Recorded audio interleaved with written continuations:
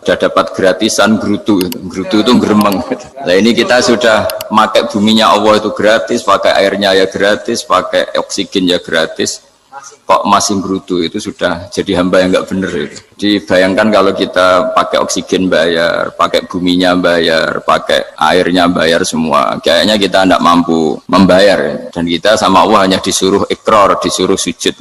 Pentingnya ilmu satu, bahwa itu akan menjadikan satu perilaku. Misalnya begini ya, dulu itu kiai-kiai Jawa zaman dulu itu berpatokan, karena dulu pemerintahan Hindia Belanda, seorang lagi masih pemerintahan Hindia Belanda, itu dalil yang sering diutarakan itu sebaik-baiknya umara itu yang datang ke ulama, terus sejelek-jeleknya ulama itu yang datang ke umara. Tapi semenjak pemerintahan Indonesia dan kemudian ditandai beberapa tokoh kayak Gus Wahid putra Kiai Hasyim jadi Menteri Agama, ada Gus Wahib putra Kiai Wahab juga jadi Menteri Agama, ada Kiai Fatur Rahman keluarga Mbah Maimun, keluarga Sarang juga pernah jadi Menteri Agama. Kemudian bersamaan dengan itu dibangunlah satu pegangan ilmu. Pegangan ilmu ini penting karena ini yang mengilhami semua orang Islam, terutama ya utamanya ulamanya. Ada seorang ustadz, seorang guru ngaji yang karena melihat rata-rata penguasa itu zalim ya,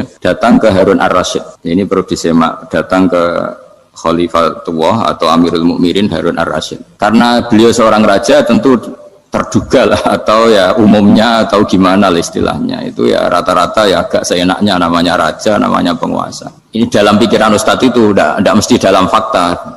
Kemudian si ustadz itu matur, ya Amirul Mukminin, inni nasihun lak famusyaddidun alaika fala tajidanna fi nafsika syai'an. Saya ini mau nasihati Anda, kemudian saya cara nasihati itu keras, tolong jangan dimasukkan hati. Dia bilang famusyaddidun alaika, saya nanti kalau nasihati itu keras sekali, tolong dimaklumi karena ini penting, karena Anda harus dinasihati secara keras. Tapi sebelum nasihat itu diutarakan, kata Harun Ar-Rasyid, karena beliau Bani Abbas dan beliau orang alim termasuk muridnya Imam Malik, kata Harun Ar-Rasyid, uskut, kamu diam Ustaz. Inna Allaha ta'ala arsala man huwa khairun minka ila man huwa syarrun minni wa ma'adhalika yaqulu Allahu ta'ala faqula lahu qawlan layyinan la'allahu yatadzakkaru aw yakhsha. Jadi ini sekaligus etika dan norma ya bagi semua dai di Indonesia dan semua kita. Wahai Ustaz, kamu diam. Allah Ta'ala itu mutus orang yang lebih baik ketimbang kamu, yaitu Nabi Musa, ke orang yang lebih jelek ketimbang saya, yaitu ke Fir'aun. Itu saja harus pakai etika, faqula lahu qawlan layyinan, kamu harus ngomong yang halus. Jadi intinya ini Harun Ar-Rasyid komplain, kamu itu kalau jadi ustadz ngaji kira-kira gitu. Jadi betapa baiknya orang dulu memahami Quran. Jadi Quran itu dibaca, kemudian kita mungkin baca terus jadi cerita, mungkin ada yang baca jadi perilaku, ada yang baca kemudian itu mengilhami, membentuk. Nah kira-kira itulah yang membentuk kiai-kiai alim di NU, di beberapa pesantren maupun orang-orang alim di luar NU. Asal ngajinya dan bacanya seperti kita, pasti seperti itu. Karena cara berpikir tadi sudah. Jadi akhirnya si Ustadz tadi keluar dan minta maaf, anta a'lamu minni, ternyata engkau lebih alim ketimbang saya. Jadi kalimat famusyaddidun alika, saya akan keras cara memberi nasihat, itu yang diket, yang dipotong, yang dibatalkan atau yang diralat oleh Khalifatullah Harun Ar-Rasyid.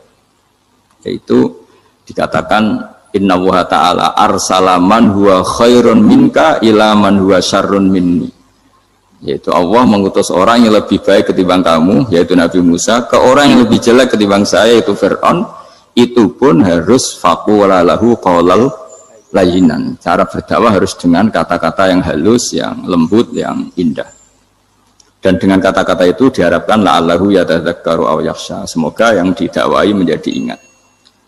Sehingga dengan kemampuan ilmiah seperti ini menjadi pegangan bersama bahwa kita sebagai dai atau sebagai tetangga atau sebagai sama-sama warga Indonesia, bawaan kita memang harus faqula lahu qawlan layyinan la'allahu yatadzakkaru aw yakhsha.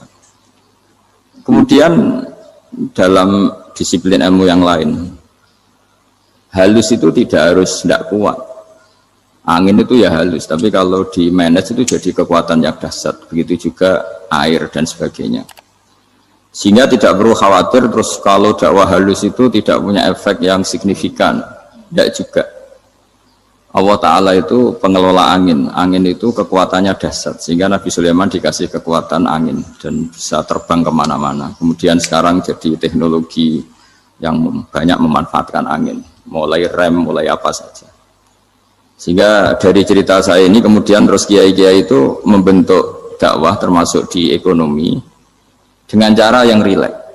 Nah cara rileks itu satu tentu dimulai dengan ilmu. Misalnya begini, saya beri contoh. Ketika ada orang melafadzkan kalimat la ilaha illallah, tiada Tuhan selain Allah. Kemudian kalimat ini mungkin kalau orang NU baca itu rutin ya, karena kiainya kelamaan ya yang ikut sambil tidur ya. Kalau tahlil itu disebut kiai tertentu itu mesti yang belakang wah suwi itu kalau kiai itu lama itu. Nah kiainya juga karena jadi lakon ya kan lebih semangat karena pegang mic biasanya gitu di NU itu kalau khotib mesti semangat karena yang pegang mic yang dengerin mesti ngantuk karena monoton gitu. Karena yang mendengerin sudah tahu pasti nyuruh baik meninggalkan yang jelek jadi ilmunya sudah disimpulkan dulu setiap yang tidur di masjid mesti tak tanya kenapa tidur ilmunya tidak ada perkembangan Gus nyuruh yang baik meninggalkan yang jelek tapi kalau ilmunya agak ada perubahan kan dengar semua pasti nyuruh yang jelek meninggalkan yang baik, karena watak manusia itu agak-agak suka fitnah itu suka geger. Tapi kalau monoton itu mesti enggak itu. Tapi yang menjadi pegangan kita, saya ulang lagi, itu ilmu dulu. Saya ulang lagi itu ilmu dulu.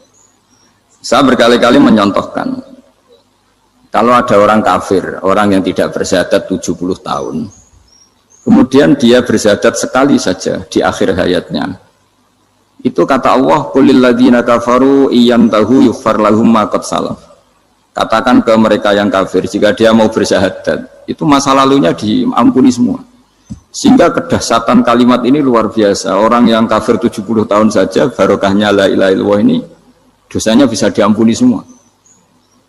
Nah kemudian karena ilmu ini tidak begitu populer atau kurang dipopulerkan atau kita sendiri kurang menghayati sehingga la ilaha illallah itu lebih dianalisis cara lafadz ini pelafatannya ada sanadnya enggak ya gitu. Terus cara melafatkan bareng-bareng seperti itu ada tumpengan ini bid'ah enggak ya. Jadi pertanyaannya sudah tidak tentang keramatnya atau sakralnya atau fadilahnya la ilaha illallah tapi sudah macam-macam. Wiridan cara seperti ini ada hadisnya enggak, legal enggak, terus ada sanadnya enggak. Jadi saya mohon semohon-mohonnya untuk teman-teman yang di Al-Iman itu harus ngaji ya. Ngaji itu nanti kamu tahu cara mandang sebuah ibadah atau perilaku atau apa sajalah tahu. Karena al-ilmu yurisul ahwal, ilmu itu bisa mengilhami cara pandang. Dulu yaitu saya ulang lagi ketika zaman Hindia Belanda karena pemerintahnya Hindia Belanda itu ulama-ulama keras sekali, sejelek-jeleknya ulama itu yang datang ke Umarok. Tapi setelah era Mbah Hashim, era sampai Mbah Maimun, itu mereka peduli sama Umarok, sama semuanya sama-sama warga Indonesia yang ingin melihat Indonesia yang lebih baik.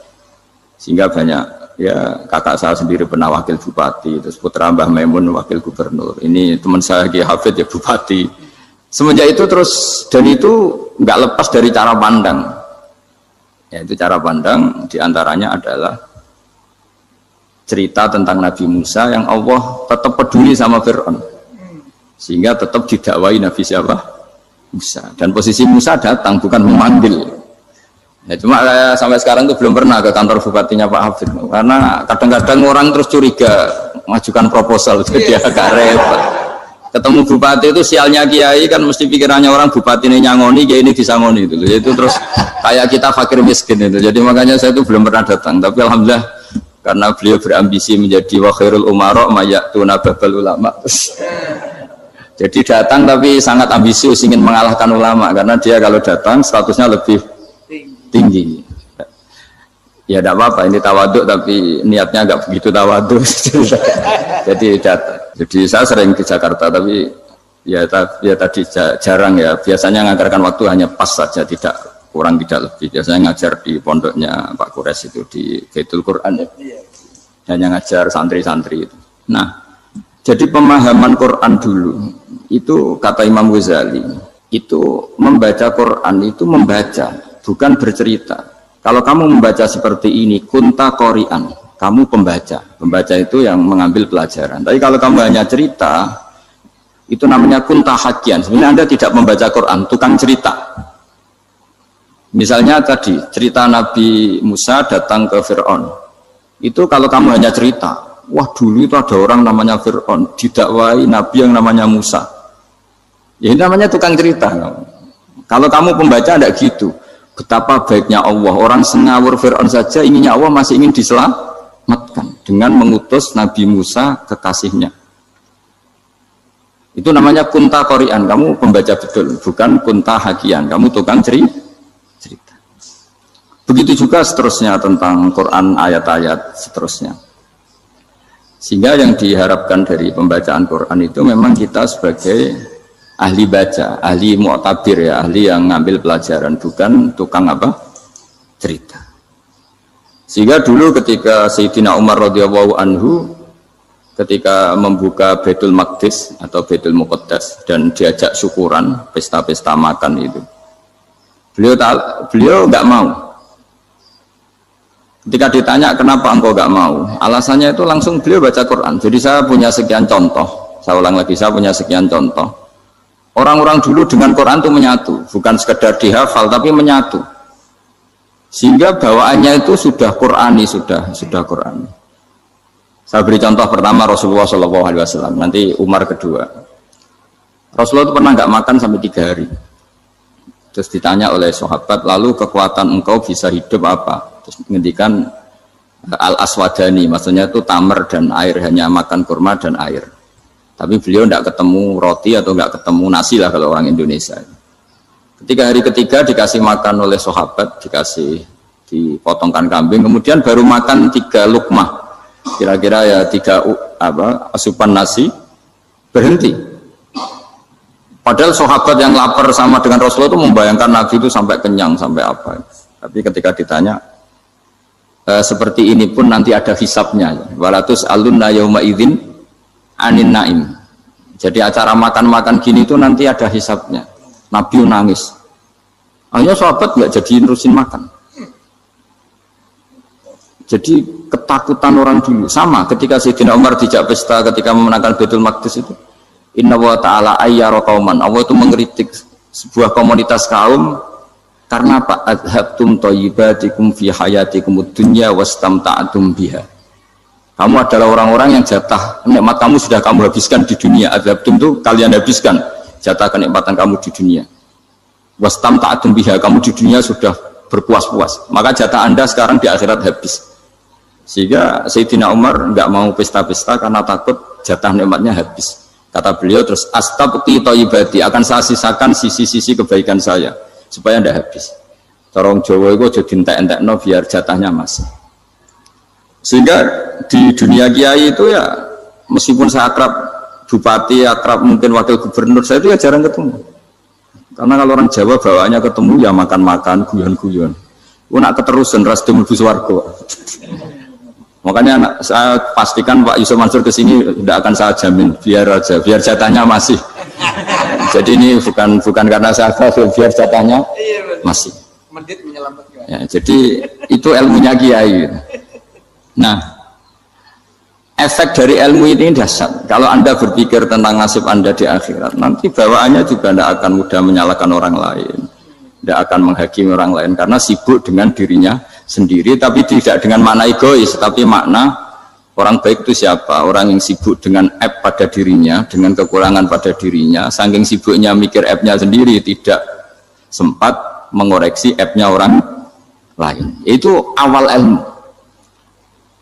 Ilmu itu tidak dimulai dari larangan. Kalau larangan karuan, tidak termasuk ahli surga, orang yang suka mengadu domba, tidak termasuk orang baik yang cari kesalahan orang lain. Itu namanya pelarangan. Tapi ilmu itu di atas nahi, di atas pelarangan itu. Kamu punya kesadaran bahwa kamu itu yang penting selamat dulu, jangan memikirkan orang lain. Dengan makna bukan egois, tapi dengan makna supaya tidak menyalahkan apa orang lain. Nah, saya termasuk ya boleh dikatakan kiai lah, yang paling fanatik bahwa semuanya itu harus dimulai dari ilmu. Ya saya ulang lagi, dimulai dari ilmu.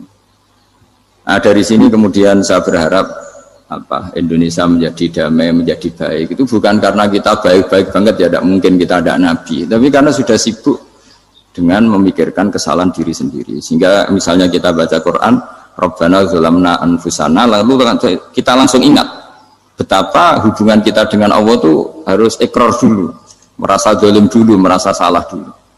Nah kalau semua orang merasa salah di depan Allah itu mesti bawaannya agak mudah menyalahkan orang lain, karena kita bilang Rabbana zalamna anfusana.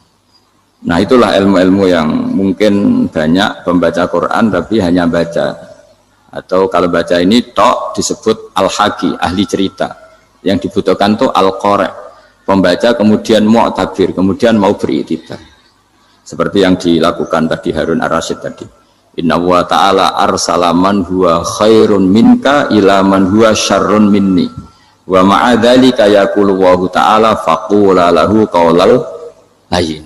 Ini kamu tidak usah memaksakan musyaddid keras sama saya, karena Allah Ta'ala telah mengutus orang lebih baik ketimbang kamu, yaitu Nabi Musa, ke orang yang lebih jelek ketimbang saya, yaitu Fir'aun. Itu saja harus beretika. Faqula lahu qawlan layyinan la'allahu yatadzakkaru aw yakhsha. Dan alhamdulillah bawaan kita sebagai orang Timur atau orang Jawa itu kalau mau ngandani orang itu halus sekali. Di antara bentuk kehalusan kata-kata diceritakan di ayat lain ketika Nabi Musa ketemu Fir'aun. Dawuhnya begini, fakul apa itu yang di juz 30 yang juz 30 ini yang bagian dari, kan tadi hanya fakul lahu qawlal layyinan. Lahu qawlal layyinan itu bentuknya apa?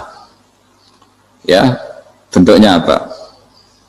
Itu Nabi Musa disuruh ngendikan sama Fir'aun, apakah kamu mau saya nasihati? Fakul halaka ila antazakka. Halaka itu pilihan, hal itu istifham, laka itu otoritatif.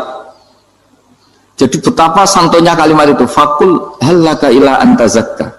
Jadi kalau dimaknani model Pak Hafid, model saya ngaji di sarang itu, halaka onoto iku kedue sira, berhak bagi kamu, berhak bagi Anda, apakah Anda berhak loh mendapat nasihat supaya Anda jadi orang yang lebih baik.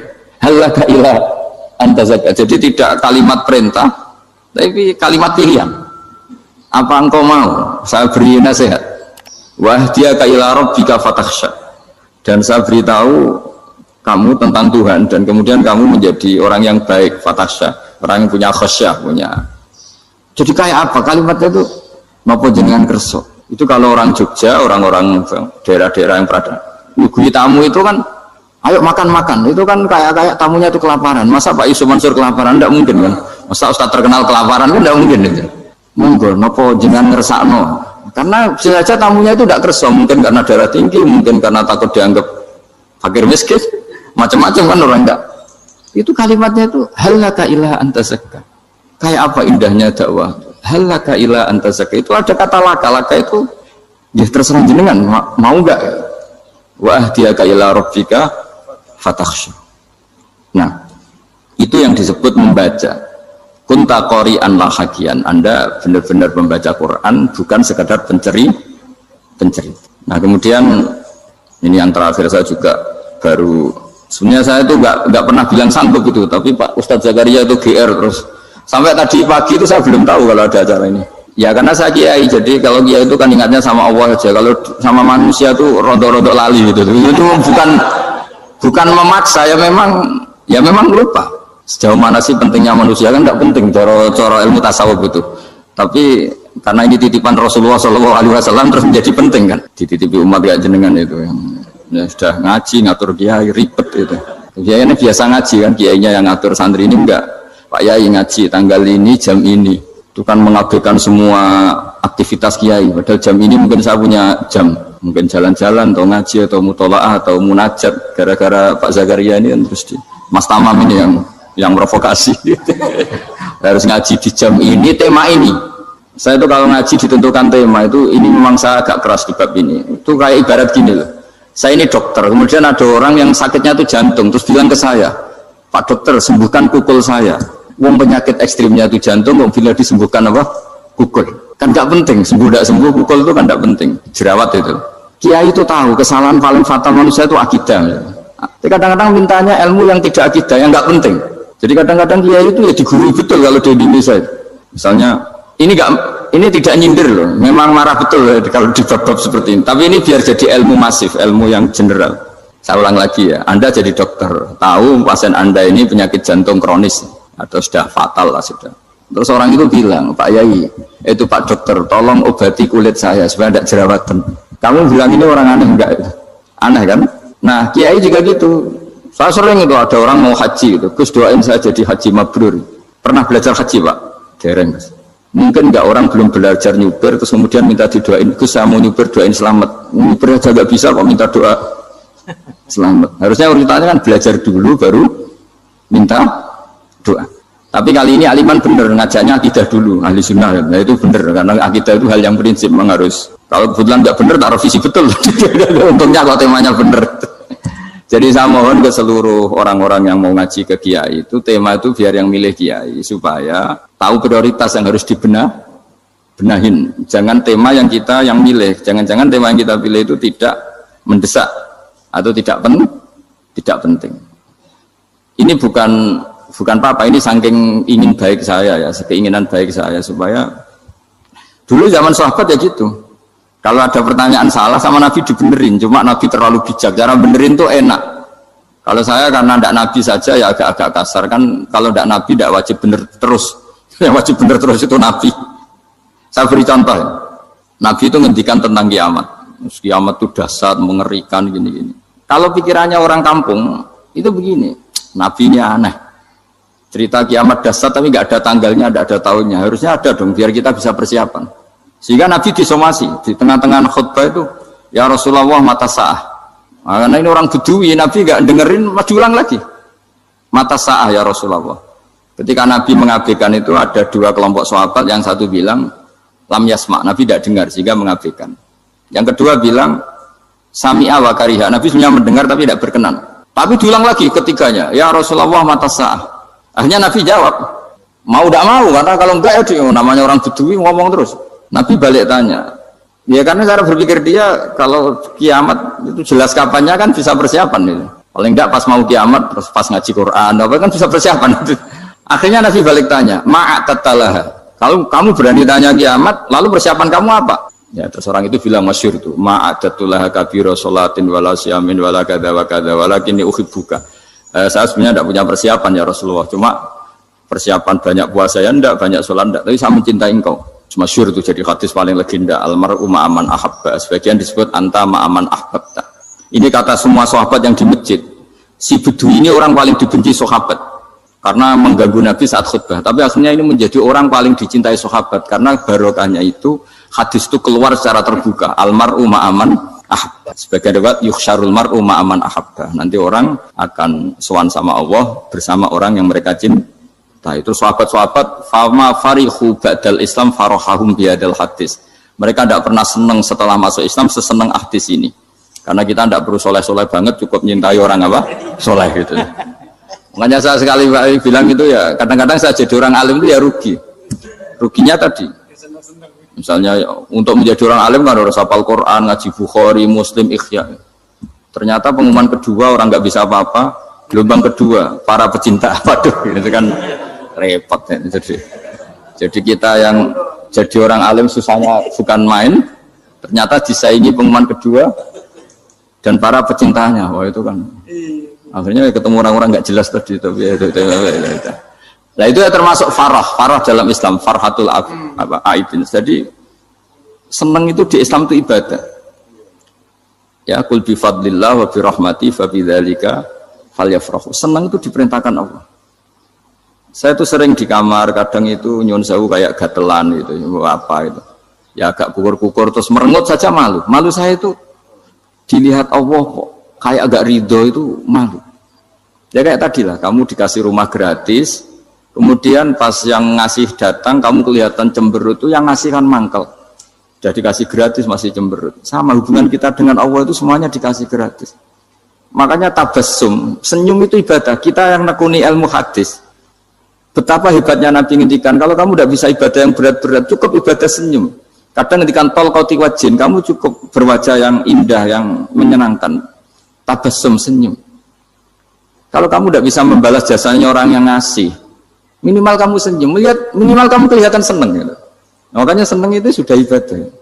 Dan sekarang orang untuk seneng aja susah, karena bawaannya nuntut orang lain supaya kayak keinginan dia, bawaannya nuntut, ribet. Kalau gitu ya ribet.